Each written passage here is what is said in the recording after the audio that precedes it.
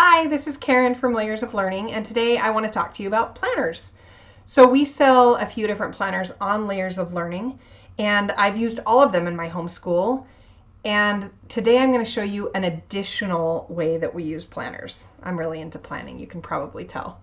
So first of all, before I jump into that, I want to show you, this is the planner that I use for myself. I'm a really paper and pen type person, so I really need a printed out planner.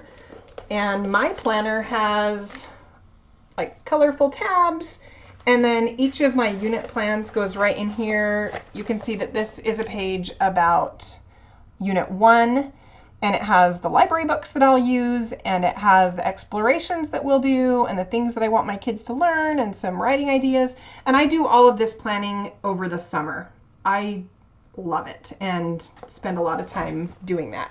You do not have to go as in-depth as I do if you don't want to, but it's kind of a joyful thing for me that I really like. So I do a lot of that planning in the summer, and then as the school year unfolds, I take a look at our week and I plug in what we're going to be doing on the weekly lesson planner. These are all pages from our 99-cent Layers of Learning planner that we sell online, and there are tons more pages in there too. So you can explore that if that will be helpful to you. And then I just wanted to show you this also real quickly. This is the page that I use with my little kids when they start homeschooling. So even like my little kindergartners, they really love this page. You can see it's got the pictures, so even my non-readers know, oh, this is our history, this is geography.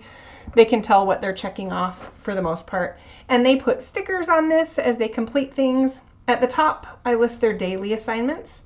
And then down here, this is their Layers of Learning week. So these are things that we mostly do together as a family.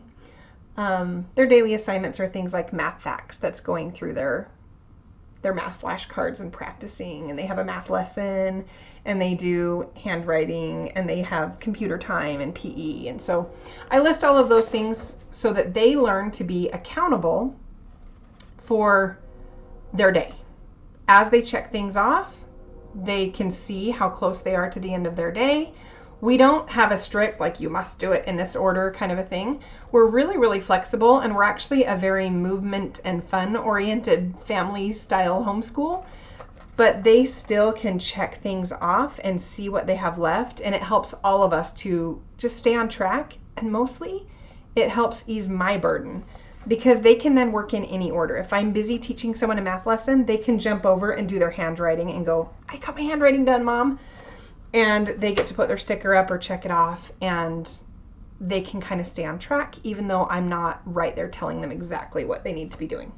So I train my kids in planners from the time that they're tiny. But when it's time for them to switch over and become more independent, that's when I switch to this online planner. And that's what I want to show you today. And I'm going to show it to you using Layers of Learning Unit 1.1. And of course, this works with every single unit of Layers of Learning, but we're just going to use that as an example today so that you can see what the process kind of looks like. And you can make this as simple or as complicated as you want. For me, it kind of depends on how much time I have. I can whip out one of these planner weeks in 5 minutes if I need to, or if I want to get really involved, I can add color and pictures and lots of links and printables for my kids, and that's always wonderful. If I have time, I do that. If I don't have time, then we keep it simple. Today, I'm going to show you some of the possibilities. So let's switch over to my computer screen. Okay, so the first thing that you should know is I have two computer screens, so I'm going to really quickly show you both of mine, but you can do this from one window, of course. But I just want to show you this screen right here. I start out with having, this is the Layers of Learning catalog. So I pull up the unit because down here you can see links and videos, extra things that go with each unit. And so I utilize those links while I am filling out my kids' planners. So I make sure to have that tab open. And then I also have the YouTube playlist for each unit open. And then the Pinterest board for each unit, or for the unit that I'm planning. And then this is my local library's catalog, so I can also see what library books I have available. So one of the things that I do in the summer when I am creating my own planner is I go onto our library's website, and it has the ability to create lists. You can check with your library and see if you can do that, but that lets me just really quickly see these are all of the library books for this unit that our library has.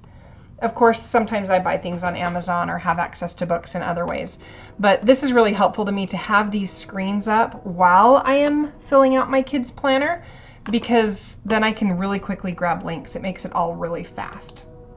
So then I'm just going to go over here on my other screen. I'll click on OneNote. I keep it right here in my bookmarks. You can do a web bookmark or whatever you want to do. And so I have the planner up on one side, and then I have these other tabs also up, and it allows me to really, really quickly just insert things into the planner. So now I'm just going to go ahead and switch to the one screen version so that you can see it closer. Okay, so I'm going to just show you what it's going to look like when you open the template for this OneNote Layers of Learning Planner. First of all, yours might look a little bit different. There are lots of versions of OneNote, and the formatting differs just slightly. Also, you may not have the same fonts installed that I do. That's okay. It will just create default fonts in place of these, and it's still just as functional. Most of the tools will be in the same place, but just so you know, I am using the desktop version of OneNote. There's also an online version, and it has really similar menus, but it has a few different features. And you can open your OneNote notebooks in either your desktop version or your online version, and those two will sync together. So if you're not seeing something that you want to do, just switch to the other version and open it there, and you'll probably see the tools that you're looking for. But for the most part, they go back and forth. So first of all, you'll notice right here along the left-hand column, these are the sections within the planner. And I create sections by month. So we'll have September, October, November. Our school year starts in September, so this is how I do it. But yours might start in January. If that's so, then you can just click on January and drag and drop it. You can reorder any of these months in any way you wish. You can also delete them. Just click on it and delete it. You can change the color. So whenever you're going to edit it, you're going to right click, and then you can either delete the section, rename it, change the section color. It has all kinds of options for customizing it to the planner that fits for you. At the very bottom, I also include a resources tab, which I will show you later, but it has each of the months and then the resources tab. Now this is created within a hierarchy. So your sections are your top hierarchy, and then the next level are your pages. So for example, this column right here, these are within September. And you'll see that I have week 1 here, and then I've also got a sample week that I'll show you in just a moment. But these are also totally customizable. Right here, if you want to add a new page within September, you'll click Add Page. I will show you that in a few minutes too. But first of all, when you open week 1, you'll see that at the top, it shows the daily assignments. So you'll go ahead and type in the things that your kids do every day. Maybe they do math and writing and reading. Maybe they do a typing program or SAT prep, whatever it is that you have them doing on a daily basis. This is mostly their more individual work, but it's definitely their daily assignments. And then as they complete those, they will just get to check off that they have completed that assignment. If you need to list more information, like for example on math, I might say today you're going to do lesson 1, odds. You can type anywhere in these fields and it will just allow you to edit it at will. So after you filled out the daily assignments, the next thing you're going to do, once the page is looking the way you want it to look, you are going to go over here to week 1. You'll right click and say Set as Default Template. Now, anytime you add a page, so we'll go down here in this column and just click Add Page. it just added this page, and I'm going to call it week 2. And you'll notice that it incorporated the things that I typed on week 1. So you want to make sure that you get all of those daily assignments in order before you create your next page. That way you don't have to retype them each week. You can just see that they're going to be on each page. So if there are 4 weeks in September, you're going to create 4 pages. And then you're just going to call them week 3 and week 4. And then you get to drag them to the proper order. And your kids have this nice little organized planner that they can easily find the week that you're working on. So once you've done that and you have the daily assignments, now you've got to focus on the weekly assignments. These change week to week, so you don't want them to be part of your template that you're duplicating. So once you have those ready, you'll add your weekly work. And this is when you open up the Layers of Learning booklet and you say, oh, what are we going to do? Which explorations should we do? And if in history you're doing Mesopotamia, you might say that you're going to do the cuneiform exploration. You might, sorry about that, it's got a crazy size right there. You might be adding a video link. You might be adding, like, for example, this is a game that I saw on the Layers of Learning catalog. This is a game that we added since we wrote Unit 1, and it's called 20 Squares. So I just went over to the catalog resource tabs and I grabbed this link. Right here we've been on the Home menu.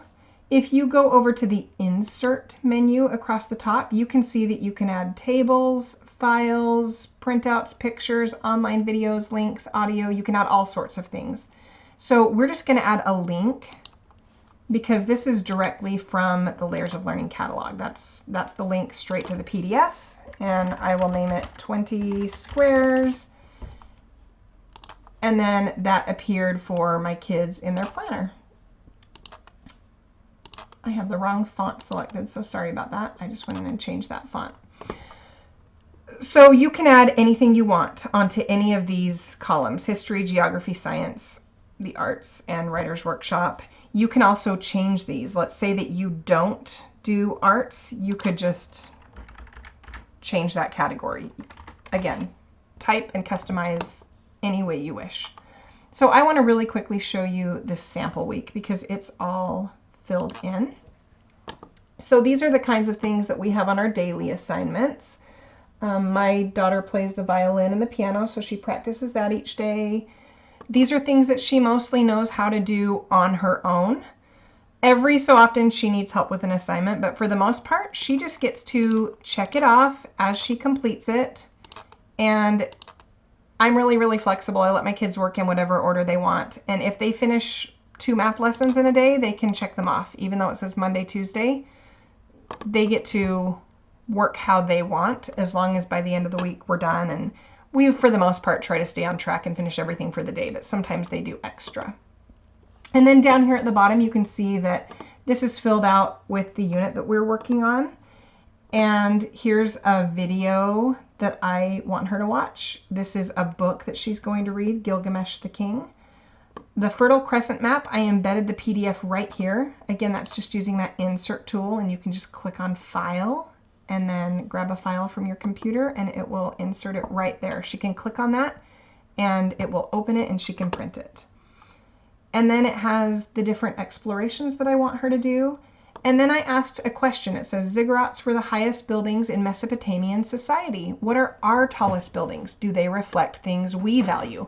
Now that came straight from the sidebar in Unit 1.1, and it's something that I wanted her to think about and then write about. And she can either write that on a sheet of paper or write on the OneNote Planner. She could say, our tallest buildings are skyscrapers. And then she could talk about what skyscrapers house and whether they reflect the values that we have in our society. So this is a really interactive planner. As much as I type on it, she is also expected to type on it. Not just the little check boxes, but she also writes me notes. For example, if she struggles with a math lesson, she could say, Mom, I didn't understand lesson 3 in math. And then that tells me that she tried, that I was busy, because if I'm not busy, she'll come and ask me. But if I'm really busy and she knows that I'm not really available, then she can just write me a little note. And then it tells me, oh, look, she's actively working and she tried, but she needs help with this. So this is kind of an interactive back and forth conversation planner between the two of us. I do want you to notice that besides just the check boxes, there are other symbols that you can use if you choose to. When you're on the home menu, right here, these symbols are called tags. And the main one that I use is the to-do box because I like my kids to be able to check things off. But you can also star something. You can ask a question and put a little question icon by it. Here's book to read, website to explore, go research, or movie to watch. So you could use any of those, and you can see, like when I listed a video, I put the little video icon. I don't always do that. Sometimes I just do a checkbox and show the link to the video. But it's up to you.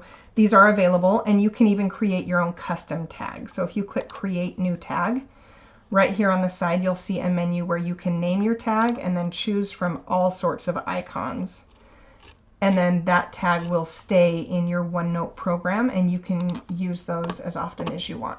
So this is very, very individualized based on how you want to create things.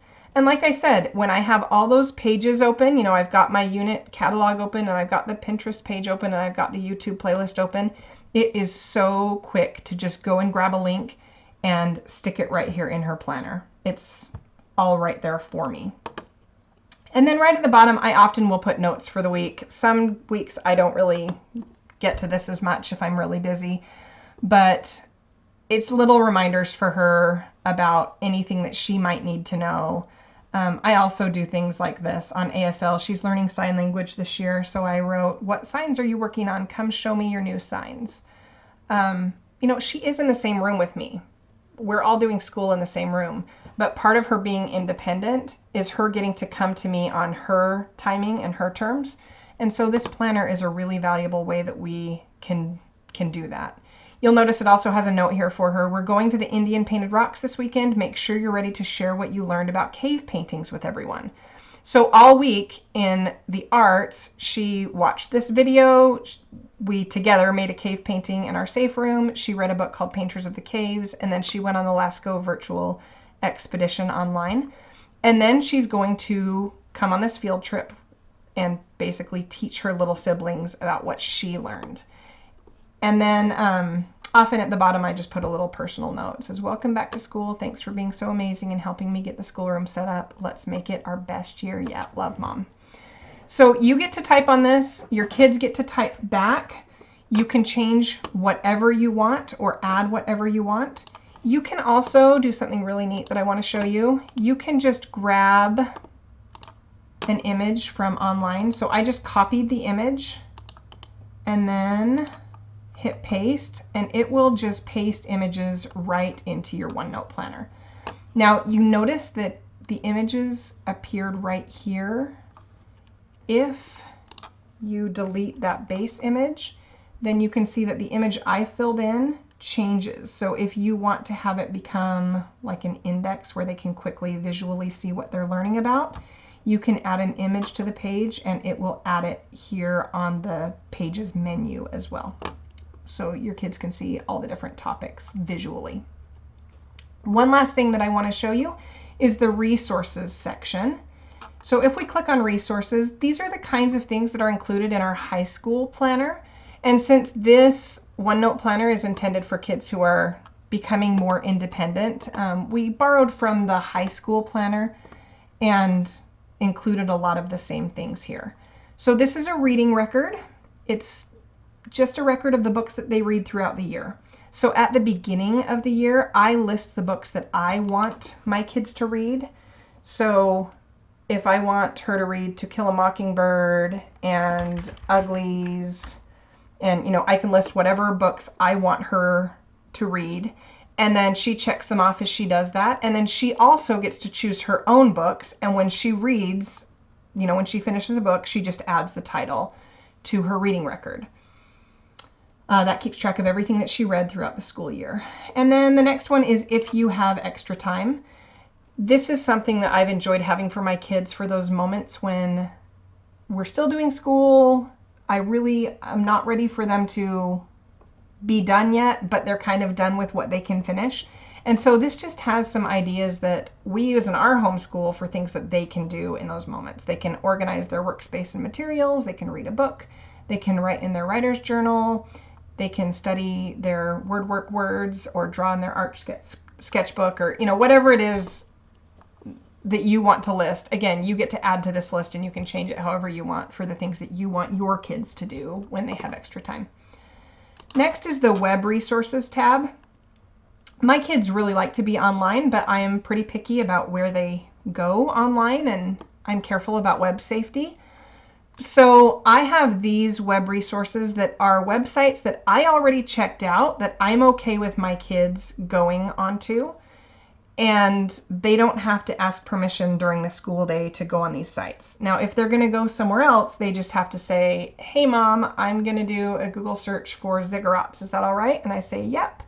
But I expect them to let me know, mostly because that makes me more aware. Okay, they're surfing the web. I need to kind of be glancing over and watching their computer screen and making sure that they're not ending up where they shouldn't be online. So these websites are direct links to places that I know I'm okay with them going. So you may have websites that you're okay with. There might be something that I listed here that you don't want your kids to go to. So you need to take a look at that and make sure that you're comfortable with the websites that are listed in the web resources tab here. The next one is the goal page. I encourage goal setting with my high schoolers. I just feel like they're at the stage in their lives where they need to be thinking about themselves and their goals and where they're going to be in 5-10 years. And so I have my kids set goals every year. So they'll write their goal here and then their 3 small steps to get there, and then they list rewards for when they reach their goals at the bottom. And that's just something that they can visit on occasion and make sure that they're kind of staying on track with where they want to be. Similarly is the habit tracker that we use. So if my kids are working on some habit at the moment, they can check off the days that they actually followed through with their habit. And then here is the transcripts and activities page. So right here is a place for them to list the classes that they took, the credits that they earned, and the grades for each year of high school. So this would be their freshman year, sophomore, junior, and senior. And then down here, they list their sports, service, jobs, clubs, leadership, and achievements. Those are things that they can use on college applications that you can include when you create their transcripts. So it's just good to have them be aware of the things that they're doing that are going to empower them to move forward as adults post high school. So these are all things that I can add to, but I also ask my kids to add to. This section right here of resources is really for them more than for me. Once you have the formatting that you like for the planner and you're comfortable with it, you can just go up here on the right hand side. You'll see a word that says share. You click on share and then you just type in your child's email address.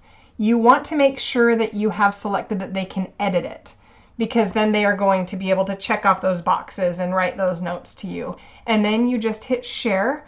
Once you have shared that with them, it will continually be shared with them, and you can both real time see what the other one is typing and doing on the planner. So it should auto sync. Every once in a while you will need to go in and sync it if it's not working. Usually that's an internet connectivity problem more than anything, but it should auto sync once you've shared that between the two of you. So hopefully that answered some of your questions about how I use an online planner to help my kids be more independent. They really, really thrive and grow when you give them some ownership. And this is just one way that I've done that with my kids. Hope you have a great day. Bye-bye.